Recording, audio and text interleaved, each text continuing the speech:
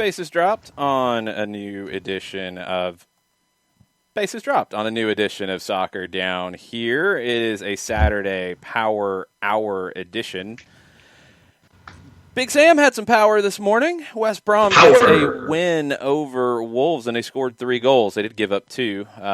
Big Sam was supposed to be a defensive mastermind, and West Brom's leaking goals. But if they can score 3, they'll find some results against teams that are also in the foot of the table. And we'll get into the Premiership table.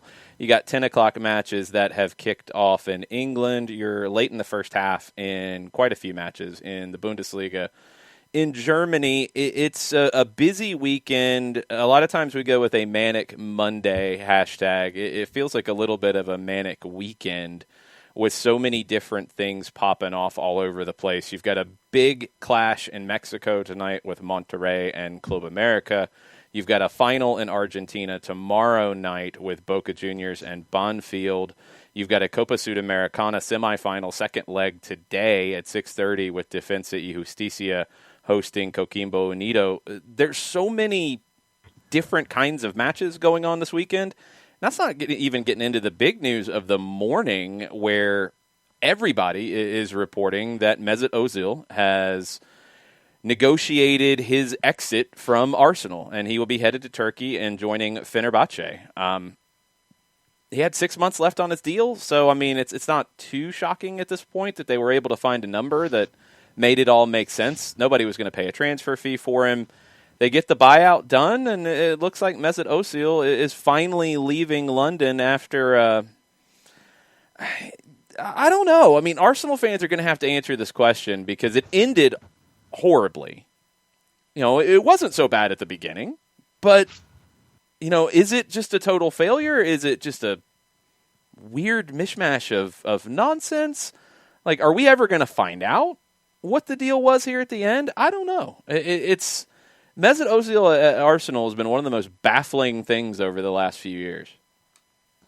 Yeah, for me, it starts out great. It starts out with the expectations everybody had, and then all of a sudden, just, off the cliff. And I think that when he settles in at Fenerbahce, and you have some time in between the time that ends at Arsenal and the time that starts at Fenerbahce, I think that some things will start to come out at some point.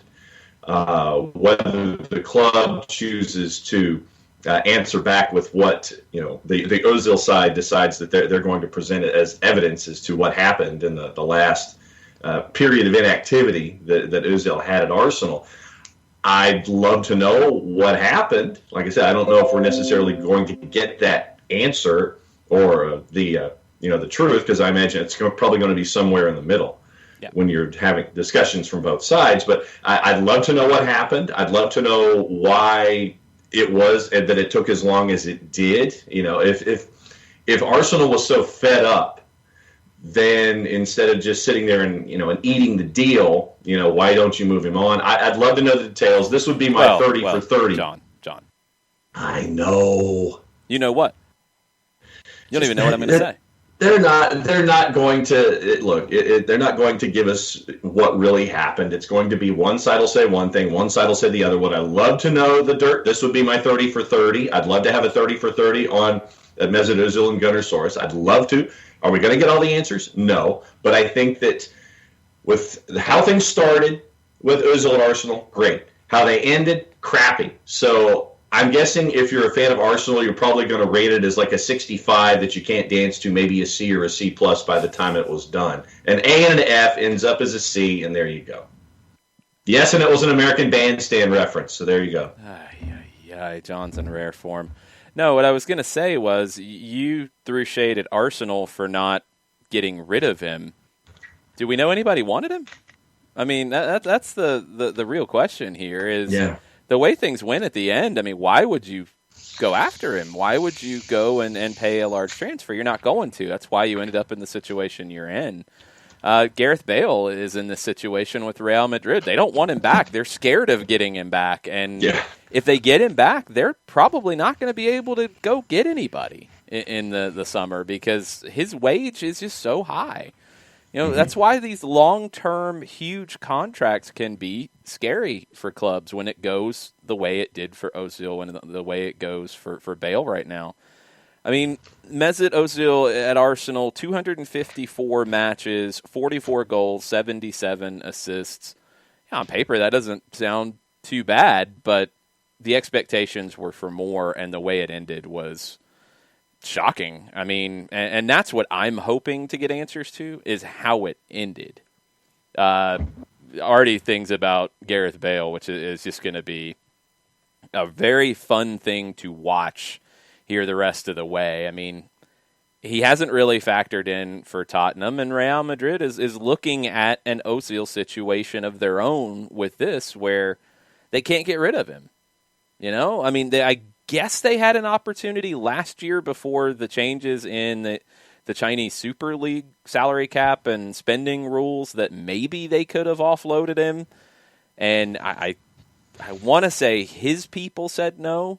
Outside of that, nobody's paying a transfer because of the wages. They're stuck with that contract. And he hasn't done anything at Tottenham to show that Tottenham should try to keep him and try to negotiate a new deal. So he's just going to, linger around and collect huge paychecks and not really contribute very much. It's a shame because we're talking about two players in Ozil and Bale who are incredibly talented and have shown us things that have just been amazing to watch in their careers. But, man, when you get to this point and you just have a contract that is an anchor around your neck, like, what can you do with it if you're some of these clubs who sign these bad deals and the player, isn't living up to it? Yeah, the word I was going to use was albatross, but yeah, anchor is right there with it. And I mean, if you're the club that makes the dive and you're the one that invests all the money and pays the exorbitant transfer fee, the exorbitant wages, and things aren't happening the way that you want.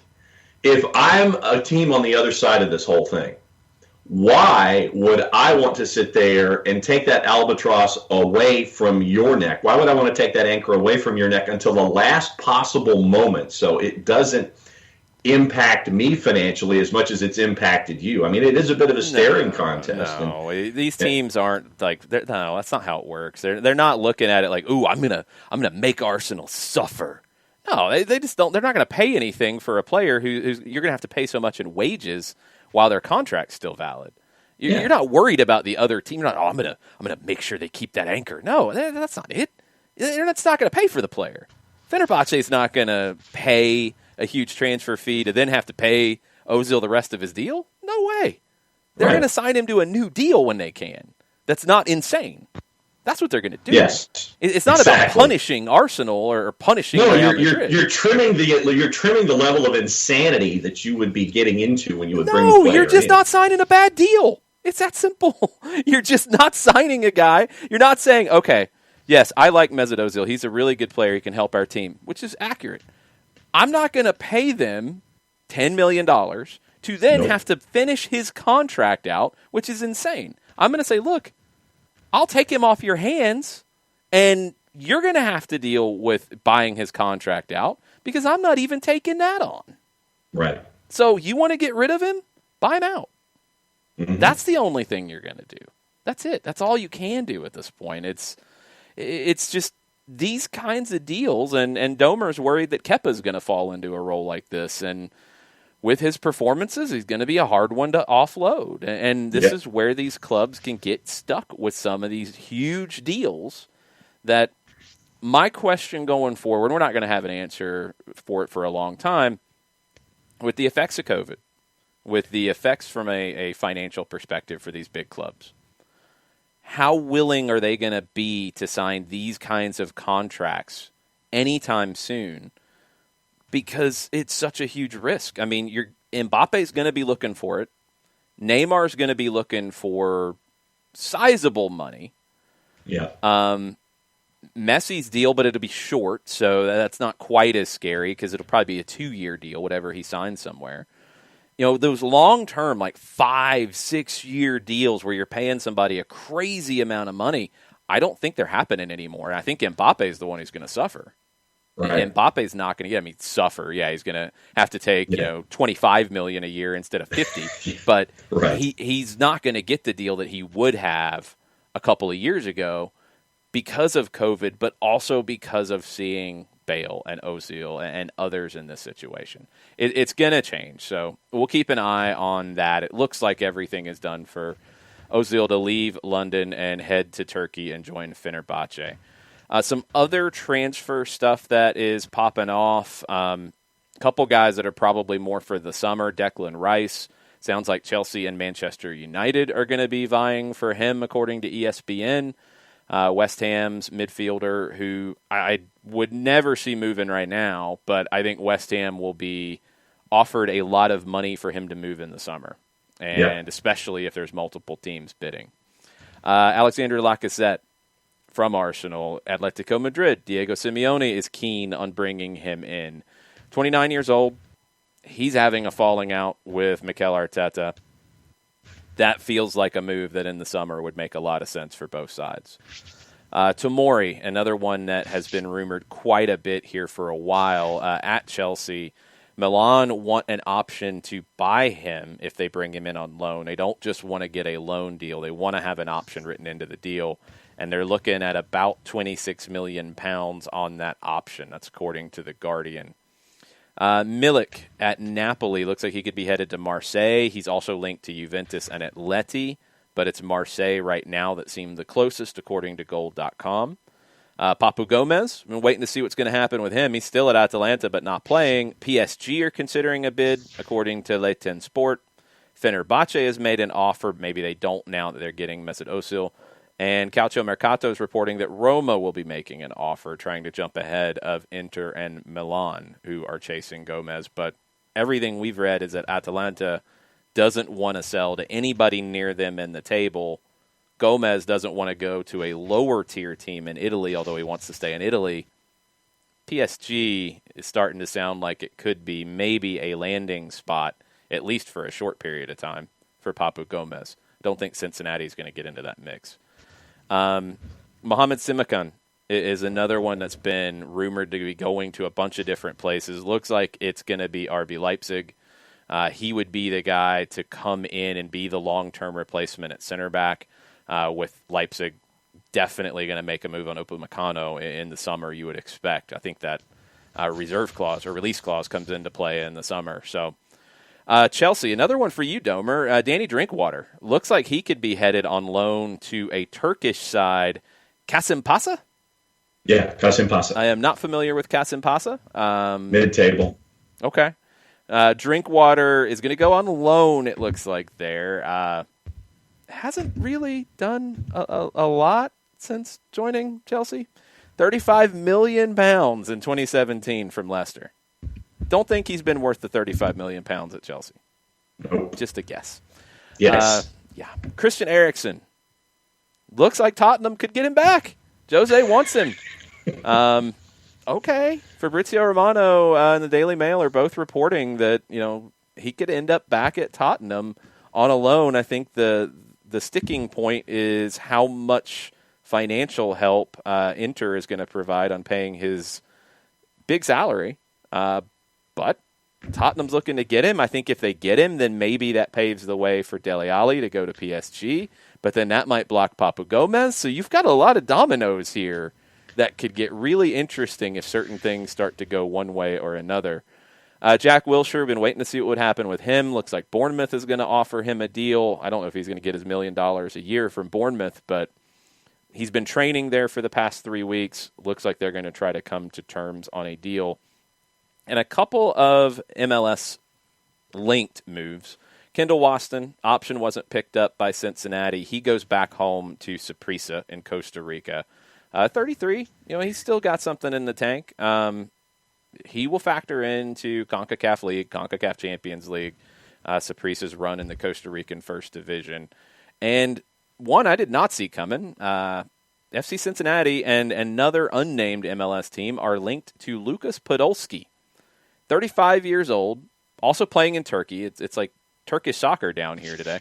Um, he's under contract through the summer. He'd be available on a free. He's got 3 goals, but he's out with an injury. He's 35. Okay, I know Cincinnati needs goals, but really? That's what they're looking at? Mm-hmm. I'm not very optimistic about that one working out. No.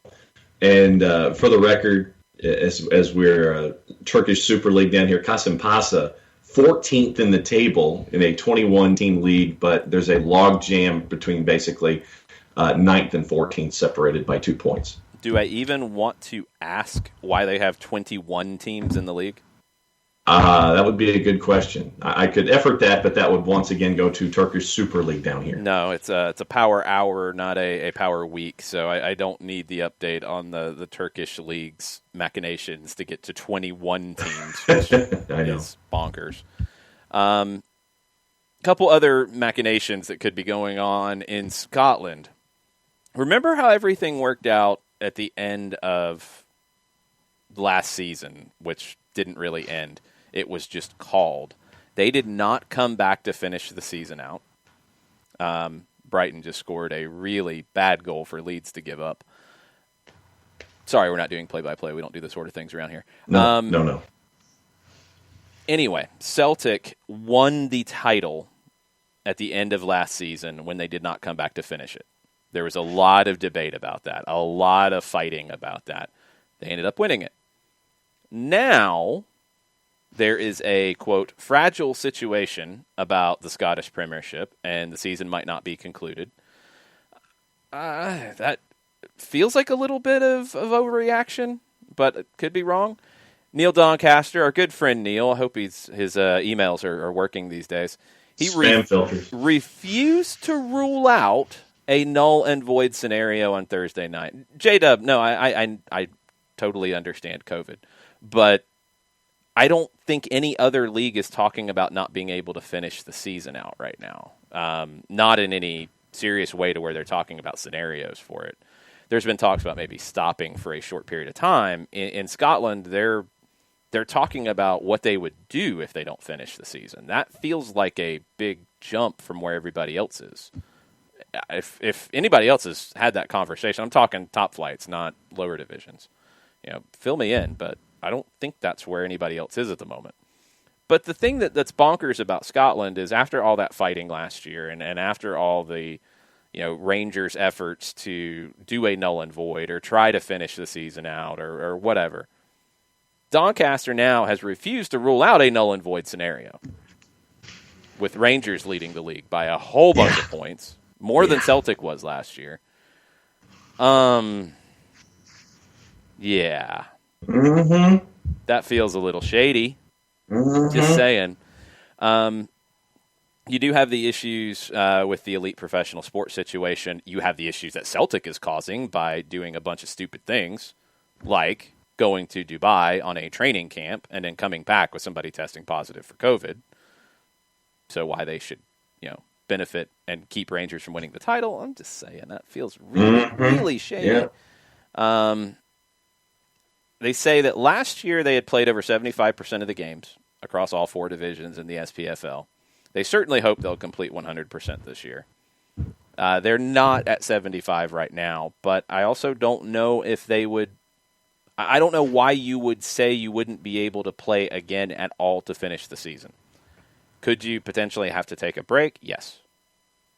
Scotland is probably treading a little more lightly on this than others because of some of these situations.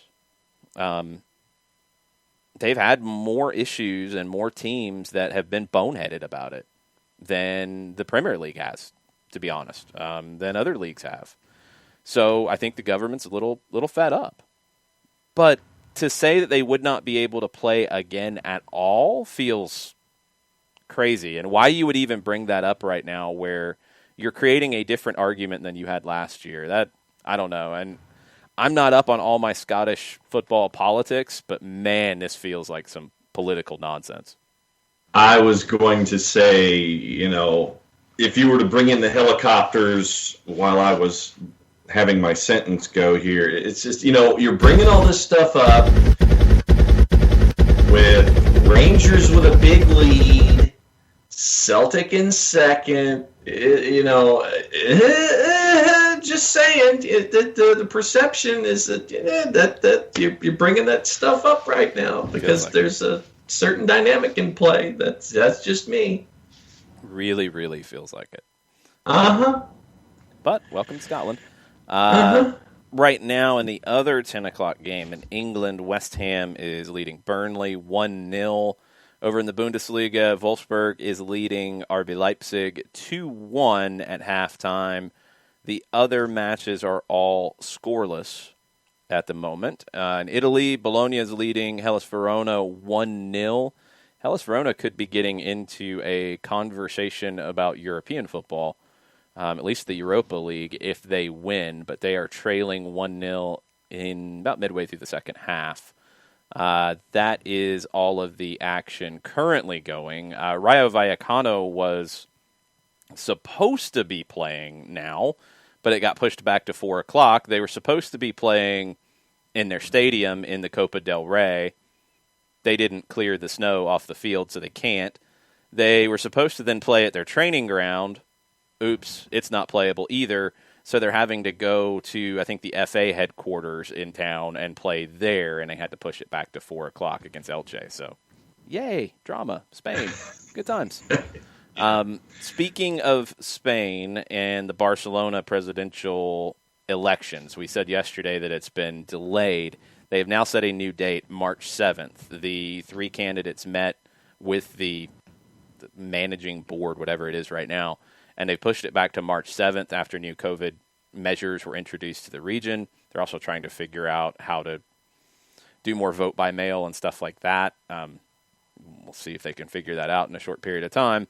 This is going to affect the Eric Garcia situation because most have reported that they have agreed to a deal with him to come to Barcelona. They'd like to get him now. They have no money to spend on a transfer. They don't really have the ability to make any other moves because they don't really have anybody in charge right now. And they're not going to before the window's open. All three of the candidates do want to sign Garcia, but I don't know if they could all come to a conclusion on where the money's going to come from to sign him now. Most reports have it at about 5 or 6 million euro to try to get him now. They can't even find that. So Barcelona's having fun. It gets more fun. Tomorrow they play in the Spanish Super Cup final against Athletic, and they might not have Lionel Messi again. Didn't play in the semifinal. He's got a thigh injury. He is there. He is going to go through whatever fitness test they do. It's going to be a late decision. He hasn't missed a final, I think, since 2006. I think all the finals that Barcelona has played in, he's been a part of since 2006. I think he factors in one way or another tomorrow. Juice box is currently for that Super Cup. Barcelona's a minus 152 in the composite. Bilbao is a plus 429, and your draw is a plus 300. Real Madrid should have been there. They did not get past Athletic. Sergio Ramos took painkillers to be able to play in that semifinal, which he's done before. He's got a knee injury. Probably won't play in the midweek Copa del Rey, hoping he'll be back for the weekend. Real Madrid, there was a poll in Marca, their big sports daily over there in Spain and based in Madrid, that said that the fans feel like this is the beginning of the end of the Zinedine Zidane era, that his time is coming to a close. I can't really disagree. They've been wildly inconsistent this year. So if he leaves in the summer, that's going to be a prime job. And now you have no Pochettino. I don't know if they'd go after Thomas Tuchel. I don't know if he'd try to wait it out until that possibility opened up. Could get interesting if Real Madrid opens up with a vacancy in the dugout. We shall see. We've been talking about the inconsistency of Real Madrid going back into the Champions League, going with the result going all the way back to Shakhtar, and then having to drift into league play and then drifting back out. But yeah, as far back as group play, we've been discussing this. So, does it come to the fore by the end of the season? And yeah, it does turn into one of the prime jobs without a doubt worldwide. Who would you be chasing after at that point? Yeah, it would be massive. GH on the Twitch pitch has linked to a SBI Soccer Ivis Galarcep. I don't know if it's speculation or I don't know if Ivis has some inside info here about Machop Chol potentially signing an Atlanta United homegrown deal. He was not included on the eligible super draft list, which raised my eyebrows because he's a senior. He just finished his last season, or I guess I don't know what the ACC teams are doing this spring because they actually did play a season and had a tournament. I don't know if they're just playing games until they get to a potential NCAA tournament. The NCAA tournament in the college side is going to be in the spring this year. Most conferences are going to play in the spring. It's going to be smaller, too, so it's mostly going to be conference winners with just a handful of at-large teams in it. I don't know where Wake would be with that. But anyway, you have a weird draft this year because of that, because you have that rule we talked about yesterday where players who have signed pro deals since the end of the 2019 season could be eligible to be drafted. Daniel Steedman is in there. He played with Atlanta United too. But Chol wasn't on there, so it's kind of like, well, has he signed anywhere? And the only place he could sign would be Atlanta because he came through Atlanta United's academy, played a full year with the academy before he went to Wake. And that's what's being reported. We've talked about Machop on the show before. He's from the Sudan originally, winger. He's grown a good bit at Wake. I think he's grown a little taller, but he's definitely gotten stronger. And that was one of the things, as I saw him as a 16, 17, 18-year-old, I worried about him physically at the next level. Very skinny, tall and skinny and lanky, and he's a great dribbler, but he would at times get hacked out of games because, I mean, he wasn't that big, and he would just get physically handled by some defenders. Not so much anymore. So he's still got the quickness, he's still got the speed, he's still got the 1v1 ability. I think he's a more complete player now. He's a better finisher than he was. He fits the profile of what you're looking for from a winger for Atlanta United, in my opinion, because you're looking for those guys that can get into the 1v1 situations and create, and he's got that. Is he going to step right into a first-team starting spot? No, I don't think so.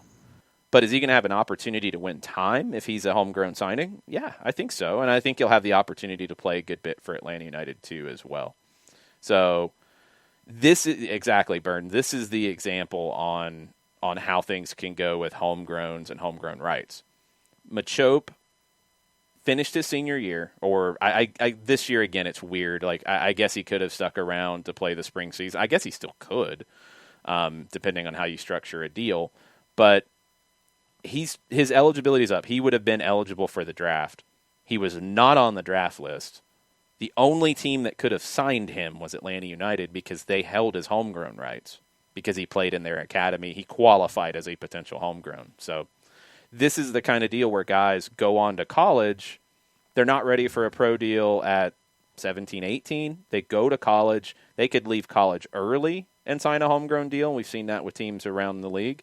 You can even trade somebody's homegrown rights. We just saw Philadelphia do that to Dallas, a player who played at the University of Kentucky, was projected to be most big boards I saw had Khalil El-Medkar.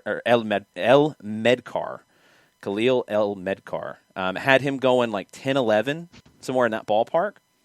Philadelphia wasn't going to sign him, so they traded his homegrown rights to Dallas. They got $50,000 in GAM. It makes sense, and it could be more depending on how much he plays. So you can do that too. So he didn't go into the draft. His homegrown rights got traded and signed. Gwen's a big fan of trading homegrown rights. So you've got a lot of flexibility with these situations. So keep that in mind. Guys who come through the academy, even when they go on to college, you still have an opportunity to sign them before they go into the draft. Now, you also see players in the draft that they're not going to sign with the team that had their homegrown rights. It wasn't a fit, or they didn't want to sign there, which happens too. We've seen that where some guys just don't want to go to the team that they spent their academy time with, which looks bad, but it happens. So Chol, again, I think he's a fit in terms of the way he plays. I think the characteristics are what you're looking for here. He went to Wake and developed further and developed physically, which was the big question for him. And now we'll get an opportunity to see what he can do. And he's on a homegrown deal, so it's not going to hurt you. You've got the space in the supplemental spots on the roster. You can make it work. At a minimum, he plays a good bit for Atlanta United too, and you can get a good look at him while he trains with the first team. We do have to see this year, and probably for at least half the year, what the protocols are like in that regard. And we have no way to know yet in terms of how much movement between teams, what the protocols are going back and forth between the leagues. It seemed very written in pencil and erased quite often last year. At least Dallas did with Ricardo Pepi. So what's it going to be this year, and are these kind of guys going to get time with both? Hopefully they will. I would assume that they've worked on that situation to figure it out. When it comes to stories, I know that Machop is a fantastic story, but what's it been like for you to see his game grow from the first time that you saw him to where he is now? It's not about me. It's not about what it's like for me. It's about what it's like for him. He was a kid who played at the Decatur YMCA, and honestly, he was constantly in the shadow of Lagos Kunga, who, Lagos is a great player as well. I'm waiting to see where he ends up for 2021. His option wasn't picked up here. But Machop was always in Lagos' shadow. And Machop also was like we've talked about, a late bloomer physically. And that held him back a little bit. But he went and put in the work at Wake, and that's where I was really impressed. Every chance I had time to watch Wake and see him play, I was like, okay, he's becoming more well-rounded. He was the only season he played with the academy, because it was the first year of the academy. My takeaways from watching him play there were he's very good on the ball 1v1. He needs more in his game to make it at the next level, at as high of a level as I think he could be. And I think he's added that. Some people are going to like this, some people are not. He reminds me in a lot of ways of Breck Shea, in that he is tall, difficult to defend because of that height. He's really good on the dribble, which is a weird combination. You don't see the 6'2", 6'3", 6'4" guys be that good with their feet. He is. So it's not awkward. It's not fair. It's awkward for defenders to defend him, because he can reach. He can show you the ball just a little bit. You step in, and he's got that long reach with his legs, so he can touch the ball by you. He reminds me of that. And where he's really reminded me of that is one of the underrated things about Breck is his finishing ability. In the 18, Breck's a good finisher. I wouldn't have said that about Machop before. I think that's something that he has really added to his game at Wake Forest. He is a much better finisher than he was. He's definitely not a 6, Bernd. No, he is not a 6. A couple of folks are in on the Twitters this morning. Nathan Pugh and Chris Hutchison. Nathan, a couple different ideas for Nathan this morning. Some of them are very freestyle and wall passing. So first thing from Nathan this morning, Jason, who would you rather have haunt your dreams, Freddy Krueger or Big Sam? Freddy. Because the way that Nathan phrases the question, who would you rather have haunt your dreams? Freddy. You don't want Big Sam, so by default it goes to Freddy Krueger. I don't want anything to do with Big Sam. Nope. Second thought from Nathan has to do with the Liverpool match. He says, midfield is key tomorrow. If Liverpool can win that battle tactically and physically, they win. 3-1 to the Reds, up the Reds. #Power Hour. I think it's Liverpool's backline. That's the big issue here, because we don't know what it's going to be. Right. Joel Matip is an injury doubt. Anthony Martial's an injury doubt as well for Manchester United, but if you have to drop midfielders into the back line, which is likely what Jurgen Klopp would do, then your midfield suffers a little bit. But I think it's Liverpool's back line. They've got to keep Manchester United at bay. I believe, and this is a little bit of a hunch, I believe we'll see Pogba in a wide role to put pressure on Liverpool's back line. And that's worked for Manchester United at times. And I think with the injuries, it could really cause Liverpool some problems. A couple of things coming into this one. 121 seasons of English football. United and Liverpool have only been the top two 5 times. Wow. That's crazy. 4 years to the day on Sunday that Manchester United last won at Anfield, and it's been 67 matches in the Premier League, May 2017, since Liverpool has lost at Anfield. It's going to be tough. I think Ole and Manchester United would go in and be very happy with a draw. I think if you offered them a draw right now, they'd take it. They won't play for it, but I think a draw is fine if you're Manchester United. I think Liverpool needs the 3 points, and how much can they risk to go get them with the defensive issues? I think that's going to be the balancing act for Jurgen Klopp, is if he's too risky with a makeshift back line, he'll get punished by Manchester United's attackers, but he's got to risk something to go get goals here to win this match. I think they need to win. Manchester United doesn't. Manchester United needs a result. Line hasn't budged all that much since the game first popped up. Liverpool's a minus 102. Manchester United a plus 269. Your draw's a plus 285. Draw? Yeah, I mean, that's what I think it'll be. I think it will be a draw. I think it'll be a 1-1 draw. What do you think? And no, I'm right there with you. I think I was leaning draw, especially with that number in play at plus 285. So I'll go with the 1-1 draw. I like that. So I'll stick with that one as well. J-Dub asks about Lazio running wild yesterday over Roma.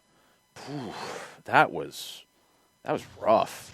Yeah. That was really rough for Roma. I don't know. In the Discord, I didn't get a chance to watch it. I was kind of bouncing around games and things yesterday.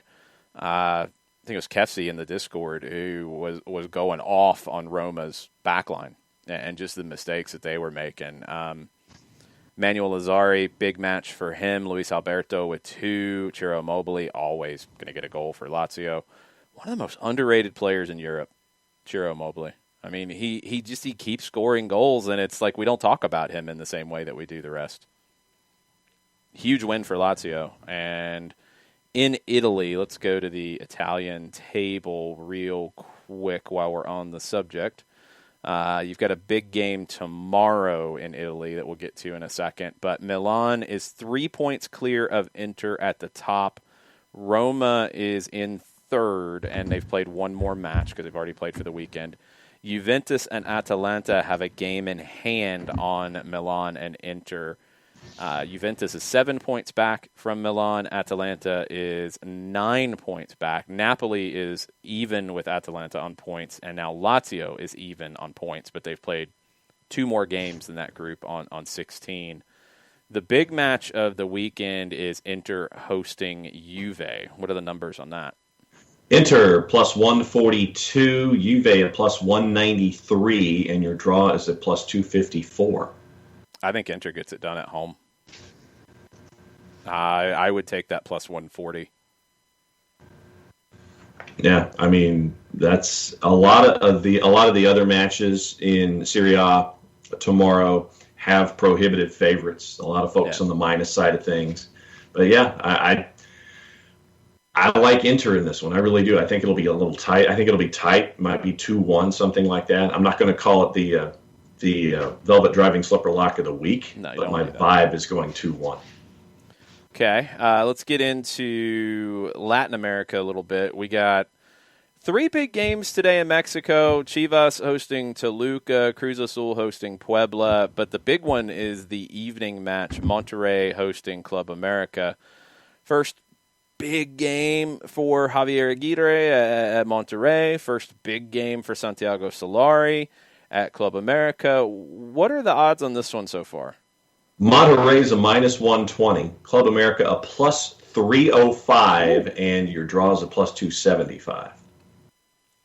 Chivas is a big favorite in your 6 o'clock game. Cruz Azul a large favorite in the 8 o'clock game. Club America +300. Wow. Uh-huh. That's a lot. I don't know about that. I don't trust it yet because they've only played one game so far, and right. I want to wait and see a little bit more, but oof. That's tempting. It is tempting. Mm-hmm. Sudamericana, tonight, 6:30, Defensa y Justicia hosting Coquimbo Unido. Scoreless in the first leg. Defensa had a crazy 4-4 game that was a makeup game in the domestic cup.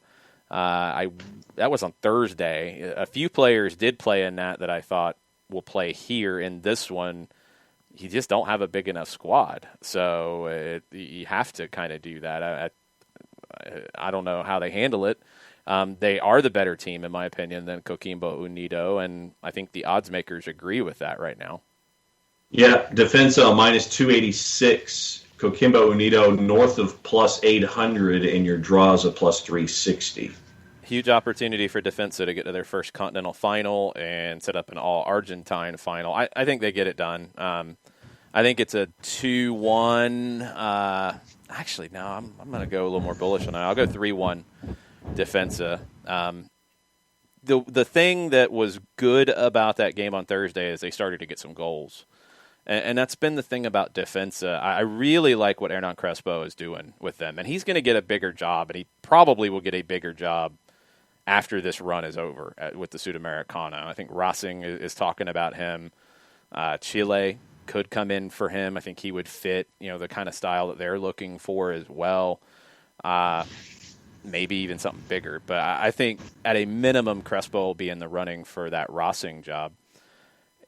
They play really good soccer. It's been very open. They've had a lot of the ball. They've controlled a lot of the play. They haven't had the goals to show for it. They've moved Brian Romero to a striker position at Defensa. He's more of a winger, but he's streaky. When he's on, he'll find a bunch of goals. But it's just streaky. So they don't really have a true finisher up top. They've got a lot of really good players on the ball, but not a true finisher. Not that, guy that you just feel like is going to find a way to knock a ball in, a poacher. You don't have that. So that you get 4 goals on Thursday, that at least gives you that goal-scoring confidence that you desperately need coming in here. I think they'll handle it. I'll go 3-1 with it. Okay. What? Golazo, Argentina. They played Aldo Civi on Thursday, right? Yeah. Golazo, Argentina is reporting Fernando Gago is poised to be named Aldo Civi manager. The 34-year-old's first steps into coaching, and his assistant will be Federico Insua. Yeah, that was a big question mark. Remember, Gago was linked to joining Heinze's staff here in Atlanta at one point, and it sounds like the conversation shifted to where Gago just wants to go straight in to be the number one guy. So Aldo Civi's a good club to start at because it's one where he can go and work, and there's not going to be massive expectations straight away. It makes a lot of sense. Aldo Civi's an interesting club. They've got some young talent coming through. There's a few of those clubs under the radar in Argentina. I think, here in this country, a lot of times if you don't follow it closely, you think of Boca, you think of River. You might go into the Racings and Independientes and San Lorenzos, the Grandes. Talleres is developing a lot of young talent right now. Aldo Civi's producing players. Defensa's doing some really good things with young players. Hector Martinez, who they got on a permanent from River Plate this season, really good center back who I'd love to see make a move to a bigger club and probably at a good price for Defensa. Enzo Fernandez, who's on loan at Defensa from River Plate, really good 6. You're talking about 6s. He's a really good 6, and he can get forward too. Good on the ball, good size, good tackler. Like he checks all the boxes. He's 19. So you've got some of these clubs that are developing a lot of talent. Argentinos Juniors always develops talent. Aldo Civi's a good fit for somebody like Gago, who's a legend, who's going to get, probably a longer leash because he's a legend, but he's not going to go into a pressure-packed situation first job. So that makes a ton of sense to me. The way this cup is set up, that they're finishing right now, the Copa Diego Armando Maradona. So tonight you've got Rosario Central and Vélez. That is the final of the, essentially, you don't want to call it the losers bracket. They call it the fase complementación. It's like the second level. It's not a losers bracket because the winner gets an opportunity to play for a Copa Sudamericana spot. They play the loser of tomorrow night's final. Rosario and Vélez. Rosario has had a big year. Vélez close in the Sudamericana, couldn't get through Lanús. So this is looking for a consolation for them. You have numbers on Rosario Central and Vélez? Vélez plus 108, Rosario Central a plus 242, and your draws a plus 231. I'm really tempted to take Rosario Central with that kind of number. I wonder if Vélez will have a little bit of a hangover after the Sudamericana defeat. I'll go Rosario Central. I'll go 3-2 Rosario Central. It could be a fun one tonight. That's at 8 o'clock. You can watch on Fanatis, www.fntz.co. You went too early. / soccer down here. You can get your subscription. You can get your free trial. You can also, with that, watch tomorrow night the final for the Copa Diego Armando Maradona, Boca Juniors, and Banfield. Banfield would get a Libertadores slot if they win for 2021. Boca's already in the Libertadores for 21 because they won the league back in March. If they win, almost certain that Defensa y Justicia would get that spot because they were really close to getting it with all the combination of the league results and these cup results. And it's equations that I don't know if we're talking calculus, trigonometry. I don't know what we're even talking about with Argentine soccer, but I believe Defensa would get the spot if Boca wins. Boca, I'm assuming, is a pretty big favorite. Even money plus 100, Banfield a plus 265, and your draw is a plus 230. Boca should get it done. There is a bit of a question at the moment about Carlos Tevez. He did not make the trip to San Juan with the team this morning. I believe he's going in either tonight or first thing in the morning. Not a health issue. I don't know if they really said what it was. I think they said a personal issue. So not completely sure what's going on there. That gets your attention a little bit because of how important he is to that team. Boca's coming off of a huge disappointment. That can take you a couple different ways. It can be that hangover for sure because you lost in the semis of the Libertadores when you expected to go through, but you're the better team here. And this tournament, this cup, has a special meaning to Boca because of the name on it. And look, that stuff's hard to quantify. That stuff is really hard to quantify, but yeah, this has Diego Maradona's name on it. And Boca will be just so disappointed if they don't win this cup. Banfield gets the chance to play spoiler. Banfield has been under the radar this year in the Copa Diego Armando Maradona. They're here in the final. Nobody expected them to be. This is Eric Remedi's former club. Not really any huge names for them. They've just been really solid. They've just been solid in this competition. And they had a little bit of an advantage here in the way the groups fell. Boca and River got thrown into the same group in the championship phase, and Banfield got to avoid them in the group, so that helps you. But they're just a good, hardworking team. Giuliano Galoppo, midfielder, he's got 5 goals in the cup, 21 years old. He's a guy to watch. He's a guy that's being talked about with moves. Believe our buddy on Teise Gringo was coming up with a proposed Boca Junior's lineup for the next competition, and he was a player that he said Boca should go try to get, he'll have a chance to impress him today if he wants to. And that's what some of these games turn into with these smaller clubs. It'll be a fun final because of everything on the line. Again, Boca's already in the Copa Libertadores for next year, but the pride of winning the Maradona Cup. Gwen's really pumped for the game, if you couldn't tell.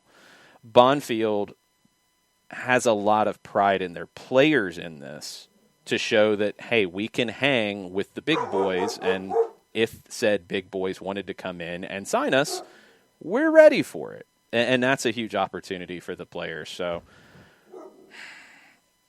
I think Boca gets it done. It just it doesn't feel right that they don't win this cup. It really doesn't. That doesn't, that's not analytical here in terms of how they win it, but I think they have to bounce back after the disappointment in Brazil. I don't think it's pretty. I think Boca grinds it out and wins 1-0, and I think it's Tevez who does it for him because it feels like the storybook ending. I think they find a way to hold it tight, keep Galopo and others in check, and get the goal from Tevez midway or late in the second half. I'll go 1-0 Boca. Yeah, I had it as a grinder too. My gut was telling me 1-0. I was wavering between 1-0 and 2-0, getting another one late as Bonfield's trying to chase it. So I'll go with my first thought of 1-0 as well. I think that, it is not going to be the prettiest thing in the world, but I'll go 1-0 in the storybook ending. Yeah, Perfect Tommy was asking if Bonfield can beat Boca. I think they can. It's just, what is Boca's mindset going to be coming into this? That's the unknown factor. My feeling is that they'll bounce back, and a lot of it has to do with this being the cup that's honoring Maradona. I think that will click you back into focus pretty fast. If this was just another game domestically, maybe they'd have more of a problem bouncing back after the loss in Santos. But this has to bounce them back, I think. This has to get them back into focus. They have to win this. Unless they give up an early goal. Jarrett just comes breaking in the door. No, I don't think that has anything to do with it either, Jarrett, because, look, guys, this isn't just like winning an FA Cup. This isn't just like winning an Open Cup. This is not any of that. This is winning the cup that is honoring your biggest club's legend in the year that he died. Mm-hmm. You're going to see, if they do give up the first goal, you're not going to see the usual, okay, we gave up the first goal, all right, whatever. You're going to see, a team go into everything to try to win it. They got a month off after this. They're going to do everything possible to win this, even if they concede first. I don't think they do. I don't think that's Russo's way, the way he manages them. I think he'll keep it tight. They will open the game up, wear Bonfield down, and get the win. That game in Brazil was the first time that I had seen this Boca group struggle after giving up the first goal. It's a lot of pressure. It wears on you, but this is different. This is just a whole different situation. And I think there is some pressure to it. Just because, for all the reasons you mentioned, this is your club's legend, the cup named after him. You don't want to be the team that, in the year that he passed away, lost the cup named after him. It could be worse. It could be River you're playing against because, my God, imagine, the other side. If it was River with a bunch of guys saying, hey, we're going to take that cup away from Boca just for pure spite reasons. But that's what happened last week. But that's exactly what happened last week, where they were playing River and they were a man down and they gave up 2 goals and they were down 2-1 and they found a way to get the point that they needed to keep going in that. I look forward to this game being like a 1-goal game in the 75th minute and Boca redefining what it means to just shorten the game and time waste to make sure they get that trophy. Yep. I look forward to that. It's going to be like Panama in CONCACAF, like substitute coming off the bench, punting the ball out of the stadium when it rolls out of play. Oh, easily. 100%. And it's going to be beautiful. All that matters is winning. Absolutely. No doubt. When you get to that point, 15 minutes to go, you are going to do whatever it takes. This might be a master class in milking the clock if you get to that point and you're up that one goal. Yeah, all that matters for them is lifting that trophy at the end. This will be, so then after this, the winner of the game tonight with Rosario Central and Vélez will play the loser of that. So I guess if Boca did lose, then they'd have to play another game to guarantee a Sudamericana spot in 22. And then you've got a month off, and you're going to see a bunch of Gwen's ready for the silly season in Argentina. She's really riled up as we're talking about Argentina this morning. So you're going to see a wild season where people are expecting Marcelo Gallardo to come back at River. I don't know if that's a guarantee. He took a week off after they were knocked out of the Libertadores in a very different way that Boca was. They're back to start training on Wednesday for the next season. The next season is set to start middle of February, and it's another kind of short season like this one with an extended cup competition before they go into a full season. They'll have promotion playoffs, which is, you think this stuff that we're talking about with the Copa Maradona is complicated. Man, the promotion playoffs in Argentina between the different divisions are insane. Absolutely insane. So that'll be coming up. But if Gallardo does decide to leave River, he's under contract through the end of the year. That's going to open up a lot of eyes and a lot of doors. There's a lot of players at River who are out of contract in the summer, according to most reports. They've got a lot of decisions to make. Boca's got decisions to make about Pavón. Are you going to reincorporate him into the team? Almendra, are you going to reincorporate him into the team? You going to sell them? Both are probably in that $10 million range. You'd like to have $20 million right now, especially after what you've been doing this past year where you've been playing behind closed doors. You'd like to have $20 million. You got two guys that can get you $20 million who haven't been part of this team. And then you can go out and upgrade a couple positions you need to. So things are going to get really, really interesting in Argentina after this cup is over, because you've got the two big teams that anytime you lose in the Libertadores the way both of them did, very different ways, but they were expected to be in the final. So now people are like, well, is it the end of Gallardo's time at River? Is it time for a new cycle? What does Boca need to do to win the Libertadores finally? You got those teams with big questions. You've got Racing with huge questions. You've got Independiente who's in crisis. You've got a lot of weird things going on in Argentina as you get ready for another season in a month. Maybe you saw Tevez. Was Tevez as bonkers as I hoped it would be after River lost an amazing game with 3 VARs going against them? It was pretty bonkers. The VAR situation was nuts in that game. The 2 offside ones, all right, I understand it. I still think there's maybe an interpretation issue on the first one. The last one, okay, I can roll with that one. The second one where they said that they called the penalty, nothing to do with offside, and they pulled that one back. That one blew my mind because there was nothing definitive in the replay to pull that one back. That was horrible because that felt like the re-refereeing stuff that we don't want to see. People were losing their minds over it.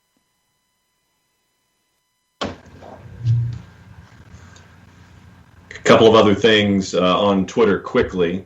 A suggestion from Chris Hutchison. Chris, when we start talking about everything going on in the Scottish League, he has an idea. Play a sea shanty before Jared starts commenting on what's going on in the Scottish League. Yeah, might as well.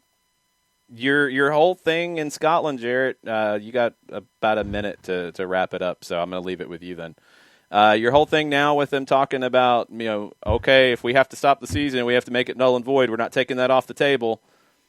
Neil Lennon's going to send a package covered in COVID to every team in Scotland.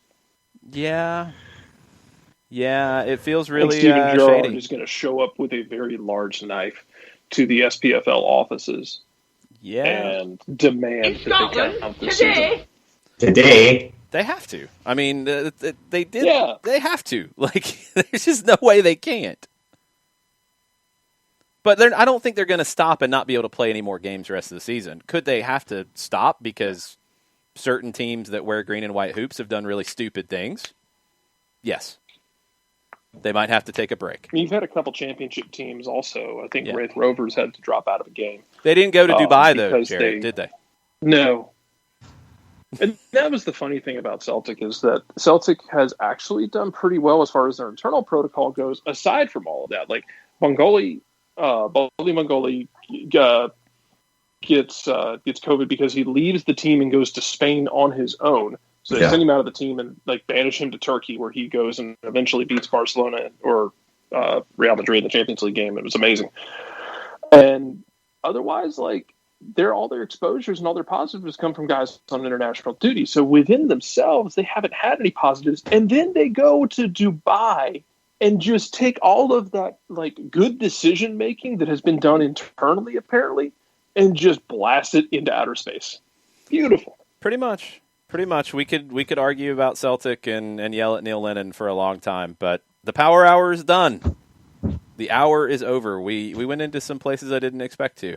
A whole bunch of games as the weekend goes. Enjoy the games. Tomorrow you've got game after game after game after game all day. It ends with the Boca and Bonfield match at just after 8. Tonight you got the late night game with Monterrey and Club America. You also have that Rosario Central Vélez game. You've got Manchester United Liverpool tomorrow at 11:30. All the big games all weekend. We'll be talking about it on our Discord. If you're one of our subscribers on Twitch, if you're one of our subscribers on Patreon, and you don't have your access to Discord, please let me know so we can get you sorted out. Lots of great commentary from people as they're watching different games. If you're watching one game and it stinks, people are watching something else, they'll let you know. Hey, this game's pretty good. Come over here, watch this one. So it's been a great resource. Hopefully you guys can all get on board with it and enjoy it. I know I'll be chiming in during the Argentine games on the weekend. Defensa tonight at 6:30, so that's where I'll be starting with it. So have a great weekend. Next week's schedule, a little up in the air. We'll keep you posted. Make sure you're following us on social media at Soccer Down Here. Y'all have a good one. Mucha plata, y'all. Mucha plata, y'all. Mucha chopide, y'all.